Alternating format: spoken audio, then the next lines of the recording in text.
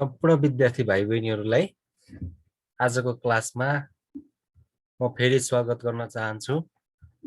म लक्ष्मण श्रेष्ठ, प्रकाश माध्यमिक विद्यालयको गणित शिक्षक।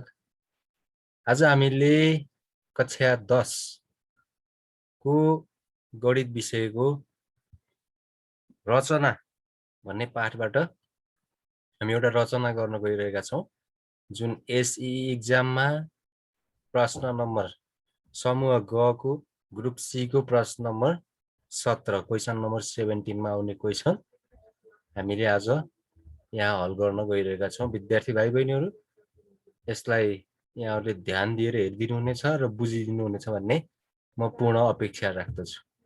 अब हामी आजको क्लासलाई सुरु गर्न गइरहेका छौं।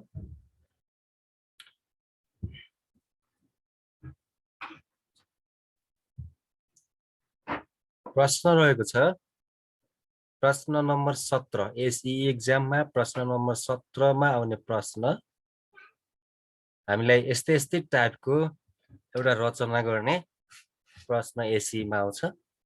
मैले अहिले एउटा क्वेशन लिएको छु, जस्तै एबी बराबर बीसी बराबर 5.5 सेन्टिमिटर, सीडी बराबर एडी बराबर 4.5 सेन्टिमिटर र एंगल डीएबी यो चाहिँ एंगल हो। एंगल डीएबी यो चाहिँ हाम्रो कति छ त 60 डिग्री भएको एउटा चतुर्भुजको रचना गर्ने र त्यो चतुर्भुजको क्षेत्रफलसँग बराबर हुने गरी त्रिभुज एडीई को रचना गर्नुहोस् भन्ने मैले एउटा प्रश्न लिएको छु। विद्यार्थी भाइ बहिनीहरू, हामीले जुन कुनै पनि रचनालाई समाधान गर्नको निमित्त अथवा फिगर कन्स्ट्रक्सन गर्नको निमित्त, ओरिजिनल फिगर कन्स्ट्रक्सन गर्नको निमित्त हामी एउटा रफ स्केच गर्यौं भने हामीहरूलाई धेरै सजिलो हुन्छ। त्यो कारणले गर्दा मैले एउटा यहाँ रफ स्केच गर्न गइरहेको छु। त्यो भन्दा पहिला यहाँ हामीलाई दिएका कुराहरू हेरौं। हामीलाई अहिले के दिएको छ त एबी बराबर बीसी बराबर, ल म यहाँ लेखे एबी बराबर 5.5 सेन्टिमिटर 5.5 सेन्टिमिटर, त्यस्तै अर्को दिएको छ हामीलाई बीसी बराबर पनि हाम्रो हो 5.5 सेन्टिमिटर। त्यस्तै अर्को गिवन छ हाम्रो सीडी बराबर 4.5 सेन्टिमिटर।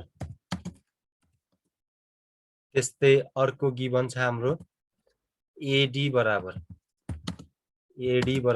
पनि 4.5 सेन्टिमिटर र अर्को दिएको छ एंगल डीएबी यो बराबर हाम्रो कति छ त 60 डिग्री भनेर हामीलाई क्वेशनले दिएको छ। अब यसै अनुसार हामीले पहिला एउटा रफ फिगर स्केच गर्छौं। रफ फिगर स्केच गरिसकेपछि हामीलाई ओरिजिनल कन्स्ट्रक्सन गर्नको निमित्त धेरै सजिलो हुन्छ भाइ बहिनीहरू। यो हो एंगल डीएबी चाहिँ हाम्रो कति त 60 डिग्री। यो 60 डिग्री दिएको छ। ल अब मैले ढिला नगरिकन विद्यार्थी भाइ बहिनीहरूलाई एउटा रफ फिगर स्केच गरेर देखाउँदै छु। हेर्नुस् है, हामीलाई सोधेको के हो, पहिला एबीसीडी को क्षेत्रफल एबीसीडी को चतुर्भुज एबीसीडी को रचना गर्ने र त्यसपछि त्यसको क्षेत्रफलसँग बराबर हुने गरी त्रिभुज एडीई को रचना गर्ने भनेको छ। भनेको त्यो एउटा त्रिभुज हो जसले चतुर्भुजको भुजा एडी लाई लिन्छ, किनभने हाम्रो यहाँ हेर्नुस् त एडी भन्ने भुजा यहाँ छ, एडी लाई लिन्छ। अब म रफ फिगर स्केच गर्दै छु भाइ बहिनीहरू। ल म एउटा चतुर्भुज बनाउँछु। यो रफ फिगर हो।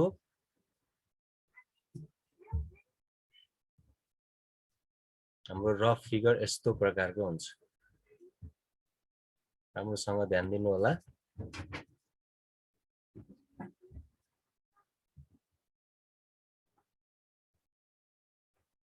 यस्तो हुन्छ यसको नाम र नाम पनि राखिदिउँ हाम्रो चतुर्भुजको नाम हो एबीसीडी ए त्यस्तै यसलाई चाहिँ मैले लिए बी अर्को छ हाम्रो बी त्यस्तै गरेर माथि लेखौं सी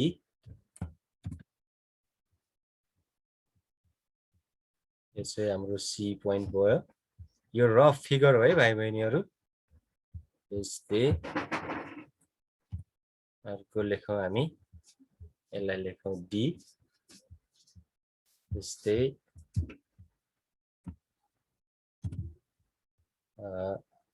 यो पोइन्टलाई हामी ई लेखौं विद्यार्थी भाइ बहिनीहरु हामीले यति गर्दैमा फिगर कम्प्लिट हुँदैन हामीले जहिले पनि यसलाई ध्यान दिनुपर्छ हाम्रो चतुर्भुज त एबीसीडी त बनाउने अनि सबै प्रक्रियाहरु पनि जान्ने हैन तर अन्त्यमा गएर डी र ई लाई जोड्न बिर्सनु भयो भने तपाईको एडीई भन्ने त्रिभुज बन्दैन त्यसो भएको हुनाले तपाईले यो डी र ई भन्ने पोइन्टलाई पनि जोड्नु जरुरी हुन्छ यस्तो खालको रफ फिगर बनायो भने अब हेर्नुस् है यहाँ चाहिँ यो सीई भन्ने रेखासँग बीडी भन्ने एउटा प्यारलल विकर्ण बीडी सँग सीई प्यारलल भयो भने अब बीडी लाई बेस मान्दा बीडीई को क्षेत्रफल र बीडीसी को क्षेत्रफल बराबर हुन्छ त्रिभुज बीडीई र त्रिभुज बीडीसी को क्षेत्रफल बराबर हुन्छ किन हुन्छ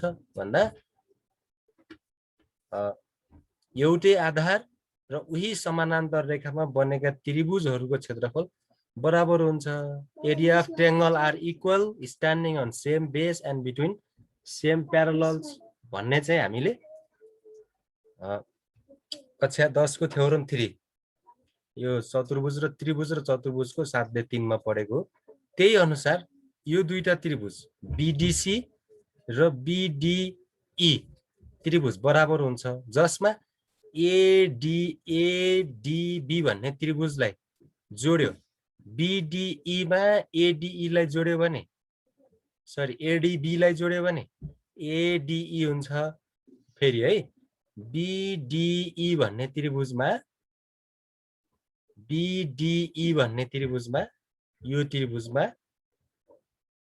एडीबी लाई जोड्यो भने हाम्रो एडीई भन्ने त्रिभुज बन्दछ र त्यस्तै गरी बीडीसी मा एडीबी लाई जोड्यो भने हाम्रो चतुर्भुज एबीसीडी हुन्छ यसरी हाम्रो चतुर्भुज एबीसीडी सँग त्रिभुज एडीई चाहिँ के हुने भयो त बराबर हुने भयो हो भाइ बहिनीहरु मैले यही रफ फिगर अनुसार म चाहिँ स्टेप वाइज टुल्सहरु लिएर यो रचना गर्न गइरहेको छु विद्यार्थी भाइ बहिनीहरु राम्रोसँग ध्यान दिएर हेर्दिनु होला फर्स्टमा हामीलाई के चाहियो एबी भन्ने भुजा चाहियो हेर्नुस् है तपाईको 1 नम्बरमा स्टेप वाइज जाँदाखेरि 1 नम्बरमा यो हुन्छ है ल यो चाहिँ फर्स्ट भयो है फर्स्टमा चाहिँ हामीले एबी बनाउनु पर्यो त्यसको लागि एबी को मेजरमेन्ट कति हो 5.5 सेन्टिमिटर हो ल हेर्नुस् अब म यहाँ चाहिँ 5.5 सेन्टिमिटर हाम्रो यहाँ कति रे 5.5 सेन्टिमिटर यो हो हाम्रो एबी यसको नाम हो एबी यसको नाम पनि लेखिहालौं यसको मेजरमेन्ट पनि राखिहालौं यसको नाम ए यो पोइन्टलाई हामी ए नाम दियौं त्यसैगरी यसको अर्को इन पोइन्टलाई चाहिँ हामी बी नाम दियौं हाम्रो एबी भयो र यसको मेजरमेन्ट हाम्रो कति हो त यसको मेजरमेन्ट हो 5.5 सेन्टिमिटर यसको मेजरमेन्ट पनि राखिदियौ अब दोस्रो स्टेपमा के गर्ने त पहिलो स्टेप हाम्रो सिद्धियो दोस्रो स्टेपमा हामी के गर्ने त हामीले त अब सी र डी पोइन्ट फाइन्ड आउट गर्नु छ त्यसको लागि हामीले यो ए भन्ने बिन्दुमा अथवा बी भन्ने बिन्दुमा कुनै कोण दिएको भए सजिलो हुन्छ, अथवा बीडी भन्ने डायगोनल दिएको भए डी पोइन्ट फाइन्ड आउट गर्न सजिलो हुन्छ। अहिले हामीलाई एंगल ए दिएको छ, एंगल डिएबी हाम्रो कति डिग्री हो यहाँनिर हेर्नुस् त, एंगल डिएबी हाम्रो कति डिग्री हो त, मैले यसलाई सेकेन्ड स्टेपमा राखे, यो हो 60 डिग्री। अब हामीले कम्पासको सहायताले बिन्दु ए बाट 60 डिग्रीको कोण खिच्नु छ। कम्पासको सहायताले बिन्दु ए बाट 60 डिग्रीको कोण खिच्नु छ। ल भाइ बहिनीहरु हेर्नुस् है, म यहाँ 60 डिग्रीको कोण बनाउँदै छु।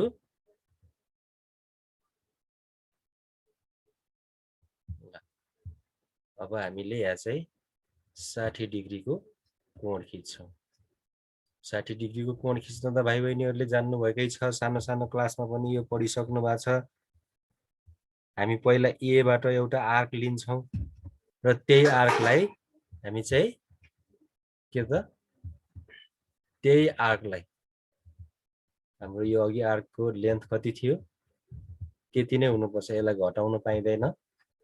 अब यसलाई चाहिँ यो पोइन्टमा ल्याएर राख्ने, कम्पासको निडललाई हेर्नुस् है, त्यो पोइन्टमा ल्याएर राख्नुस् र त्यसपछि यसलाई रोटेट गरौँ, यसको नजिकै पुर्याइदिउँ र अब यहाँबाट अर्को आर्क लियौँ। यसो गर्यो भने हाम्रो के भयो त 60 डिग्रीको कोण बन्यो।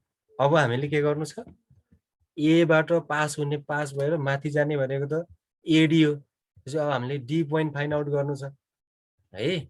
त्यसको लागि हामीले के गर्नुपर्छ त, बिन्दु ए मा स्केललाई राख्ने, बिन्दु ए मा स्केललाई राख्ने र अहिले भर्खरै लिएको 60 डिग्री को आर्क जहाँनिर काटिएको छ त्यहाँ पर्ने गरी यसलाई चाहिँ हामी जोड्ने र लम्ब्याउने गरौँ। जोडेर त्यसलाई चाहिँ लम्ब्याउनु पर्दछ।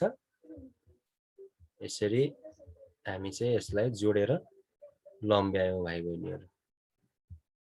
म अर्को कलर लिन्छु, ब्ल्याक कलरै लिन्छु। मैले एंगल खिच्नको लागि यहाँ रेड कलर ल्याएको थिएँ। ल यसरी बढायो भने यो अब हाम्रो यो लाइनमा चाहिँ के छ त, अहिले बनाएको लाइनमा कुन पोइन्ट छ त, डी भन्ने पोइन्ट छ। त्यो डी भन्ने पोइन्ट ए बाट कति टाढा छ त हेर्नुस् फेरि।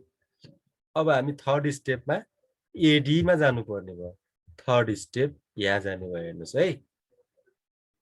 ल यो थर्ड स्टेपमा गयो है। भने अब हामीले 4.5 सेन्टिमिटर कम्पासको हेल्प लिएर कम्पासलाई चाहिँ हामीले कति बनाउनु पर्यो, 4.5 सेन्टिमिटर बनाउनु पर्यो। कम्पासलाई 4.5 सेन्टिमिटर बनाउने र त्यही आर्कले चाहिँ हामी कट गर्यौं भने हेर्नुस् है, मेरो कम्पास 4.5 सेन्टिमिटर छ। यसलाई लगेर पोइन्ट ए मा राखौं यसरी हैन। र अब यहाँ चाहिँ हामीले के गरौँ त, एउटा चाहिँ आर्क लियौं। ल मैले यहाँ चाहिँ एउटा आर्क लिए। अब यो पोइन्ट हाम्रो के भयो त, डी भयो भाइ बहिनीहरु। यो पोइन्ट हाम्रो के भयो त, डी भयो है। ल हामीले पोइन्ट डी पनि फाइन्ड गरिसक्यौं, जुन ए बाट कति टाढा छ त, त्यो भन्नुको मतलब एडी को मेजरमेन्ट कति हो त, 4.5 सेन्टिमिटर। ल एडी को मेजरमेन्ट हो 4.5 सेन्टिमिटर। यो अहिले भर्खरै हामीले खिचेको एंगल कति डिग्री हो भाइ बहिनीहरु। ल अहिले भर्खरै हामीले खिचेको एंगल चाहिँ हो 60 डिग्री। 60 डिग्री है त। ल यो चाहिँ हो हाम्रो 60 डिग्री। ल हामी यति स्टेपसम्म त गर्न सक्ने भयौं हैन। ल अब हामीले त्यो चतुर्भुजको सी भन्ने पोइन्ट फेला पार्नु छ। सी भन्ने पोइन्ट भेटाउनको लागि बी देखि सी कति छ हेर्नुस् त, बी देखि सी हो 5.5 सेन्टिमिटर। अब फोर्थ स्टेपमा हामीले के गर्नु पर्यो 5.5 सेन्टिमिटर को आर्क बनाउनु पर्यो। त्यसको लागि फेरि तपाईहरुले के त कम्पासकै हेल्प लिनुपर्ने हुन्छ। अब हेर्नुस् है मैले कम्पासको हेल्पले फेरि 5.5 सेन्टिमिटरको 5.5 सेन्टिमिटरको एउटा आर्क लिन्छु। हेर्नुस् कति भयो 5.5 सेन्टिमिटर भयो। अब यसलाई हामीले के गर्नु पर्यो पोइन्ट बी मा लगेर राख्नु पर्यो। बुझ्नुस् है राम्रोसँग। र यहाँबाट हामीले के गर्नु पर्यो त एउटा आर्क लिनु पर्यो। यसरी हामी एउटा आर्क लिन्छौँ। हेर्नुस् है कति छ यो आर्क बी देखि कति टाढा छ त 5.5 सेन्टिमिटर। अब यो आर्कमा तपाईको कुन पोइन्ट छ त भन्दा सी पोइन्ट छ है। यो चाहिँ भयो 5.5 सेन्टिमिटर टाढा छ हैन। जुन डी बाट कति टाढा छ त फेरि। अब फिफ्थ स्टेपमा जाउँ हामी। फिफ्थ स्टेपमा चाहिँ हाम्रो सीडी मा जानु पर्यो। सी बाट डी सम्म हाम्रो कति छ त फिफ्थ स्टेपमा है त सी बाट डी सम्म हाम्रो 4.5 सेन्टिमिटर टाढा छ। त्यसपछि अब यसलाई फेरि हामी के गर्नु पर्यो त 4.5 सेन्टिमिटर बनाउनु पर्यो। त्यसको लागि तपाईले फेरि आफ्नो कम्पासलाई स्केलमा लगेर नाप्नुस्। स्केलमा लगेर आफ्नो कम्पासलाई फेरि कति बनाउनु पर्यो 4.5 सेन्टिमिटर बनाउनु पर्यो। र यसलाई लगेर तपाईले पोइन्ट डी मा राख्नु पर्ने हुन्छ। र अहिले भर्खरै बनाइएको आर्कलाई के त कट गर्नु पर्ने हुन्छ। यसरी कट गर्नु पर्यो। हेर्नुस् है अलि त्यहाँ देखिएन भाइ बहिनीहरु। म त्यसलाई कट गरेर देखाइदिन्छु फेरि। ल हेर्नुस् है त हामीले यहाँ चाहिँ यस्तो गर्यो भने अब यो हाम्रो कुन पोइन्ट फेला पर्यो त सी भन्ने पोइन्ट भेटियो। जुन बी बाट कति टाढा छ हाम्रो चाहिँ अहिले पोइन्ट सी भेटियो। यो पोइन्ट सी चाहिँ बी बाट 5.5 सेन्टिमिटर टाढा छ भने पोइन्ट डी बाट हाम्रो कति छ त 4.5 सेन्टिमिटर टाढा छ। अब स्केलले चाहिँ यसलाई तपाईले जोड्नुस् है। स्केलले यसलाई जोडिदिनुस्।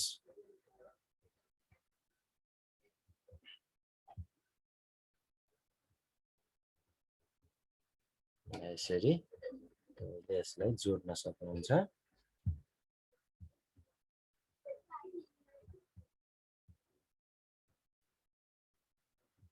मैले जोडिदिए भाइ बहिनीहरु राम्रोसँग बुझ्नु होला।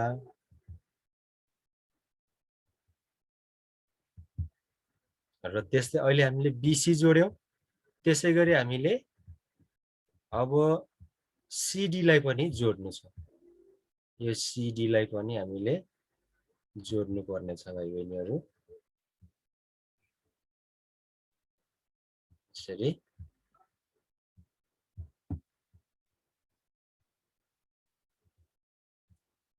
सीडी लाई पनि हामी जोड्यौं। अब हाम्रो के भयो त चतुर्भुज एबीसीडी बन्यो। यहाँ माथि देखाइएको फिगर यो रफ स्केच हो हैन। रफ स्केच र सफ्ट फिगर एउटै त हुँदैन। एउटै हुने भनेको त सम्भावना मात्रै हो। हाम्रो एबीसीडी चतुर्भुज यस्तो बन्यो जसमा हाम्रो मेजरमेन्ट अफ बीसी कति छ रे बीसी को मेजरमेन्ट हो हाम्रो 5.5 सेन्टिमिटर। बीसी को मेजरमेन्ट हाम्रो छ 5.5 सेन्टिमिटर है। त्यसैगरी हाम्रो सीडी चाहिँ हाम्रो कति छ त फेरि सीडी को पनि मेजरमेन्ट राख्दियौ हैन। सीडी को मेजरमेन्ट हाम्रो छ 4.5 सेन्टिमिटर है। हाम्रो सीडी हो 4.5 सेन्टिमिटर। ल हाम्रो आयो अब बन्यो चतुर्भुज एबीसीडी अब हामीले के बनाउनु छ त त्रिभुज एडीई बनाउनु छ त्यसको लागि के हुनु पर्यो हामीले विकर्ण बीडी जोड्नु पर्यो अब हामी के गर्छौं बीडी भन्ने विकर्णलाई जोड्छौं हुन्छ है म जोड्दै छु विकर्ण बीडी लाई तपाईले जोड्नु पर्यो ल मैले यसरी विकर्ण बीडी लाई जोड्दै छु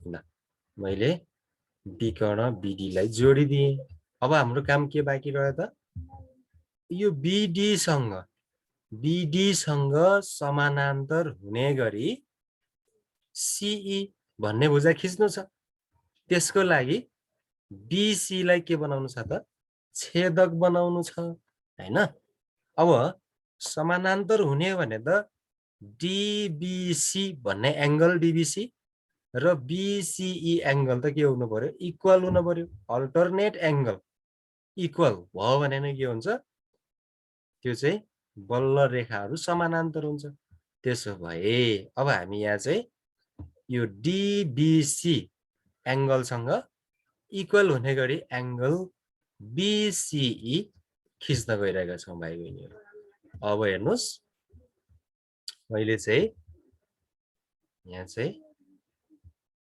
हेर्नुस् है राम्रोसँग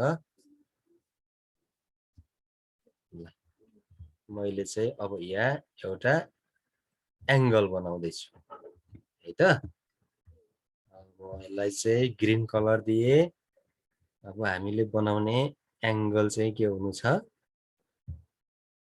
अल्टरनेट बनाउनु छ भनेको एकान्तर कोणहरु बनाउनु छ यहाँबाट यसरी एउटा एंगल बनाउनुस् अब त्यही कम्पासलाई नबिगारिकन तपाईले जस्तो साइजमा बनाउनु भएको थियो त्यस्तै साइजमा त्यसलाई उचालेर माथि लगेर राखिदिनुस् माथि लगेर सी बिन्दुमा राखिदिनुस् र सी बिन्दुबाट मा लगेर राखिसकेपछि तपाईले फेरि त्यहाँबाट एउटा आर्क लिनुस् यसरी आर्क लिइसकेपछि अब हाम्रो काम के त एंगल इक्वल बनाउने हो भने एंगल नाप्ने सजिलो तरिका यही कम्पासलाई लगेर तपाईले अब एंगल नाप्न सक्नुहुन्छ त्यसको लागि हेर्नुस् है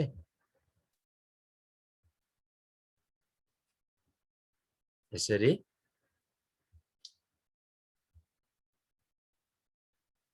ल भाइ बहिनीहरु मैले चाहिँ अब यो एंगललाई मेजरमेन्ट गरे अलि थोरै पुगेन भाइ बहिनीहरु म फेरि गराए यसलाई एकचोटी क्लोज गरौँ यो अहिले बनाएको एंगललाई म मेटाइदिन्छु हेर्नुस् है अहिले हामीले यति मात्रै मेटाउनु छ किनभने कम्पासको साइज भन्दा एंगल सानो भयो त्यो कारणले गर्दा मैले यसलाई मेटाइदिदै छु भाइ बहिनीहरु फेरि अलि ठूलो साइजको लिउँ न यसलाई लगेर हामी कहाँ त पोइन्ट बी मा राख्नु पर्यो कम्पासको निडललाई अघि जस्तै पोइन्ट बी मा राख्नु पर्यो